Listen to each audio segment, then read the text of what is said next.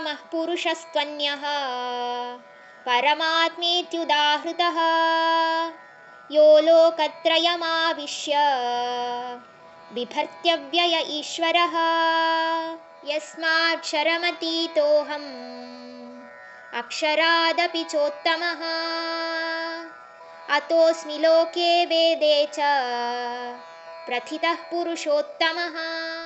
ಬೇರೆ ಎಲ್ಲರಿಗಿಂತ ಅಪರೂಪವಾದ ದಿವ್ಯವಾದ ಪುಣ್ಯ ಪುರುಷನು ಎಲ್ಲ ಆತ್ಮಗಳಿಗೂ ಪರಮವಾದವನು ಅಂದರೆ ಪರಮಾತ್ಮನು. ಮತ್ತು ಎಲ್ಲ ಲೋಕಗಳನ್ನು ನಿಯಂತ್ರಿಸುತ್ತಿರುವವನು ಅವ್ಯಯನಾದ ಈಶ್ವರನು ಅಂದರೆ ಪರಮಾತ್ಮ ಅಂತ ಇಲ್ಲಿ ಭಗವಂತ ಹೇಳ್ತಾರೆ. ಯಾವುದೆಲ್ಲ ನಾಶವಾಗುತ್ತದೋ ಅಂದರೆ ಎಲ್ಲ ಜೀವಜಂತುವಾಗಿರಲಿ ಅಥವಾ ಪ್ರಕೃತಿ ಆಗಿರಲಿ ಏನೇ ಆಗಿರಲಿ ಅವುಗಳಿಗೆಲ್ಲ ನಾನು ಉತ್ತಮನು ಮತ್ತು ಪ್ರಮುಖನಾದವನು. ಎಲ್ಲ ಅವಿನಾಶಿಗಳಲ್ಲೂ ಪರಮಾತ್ಮನು ನಾನೇ.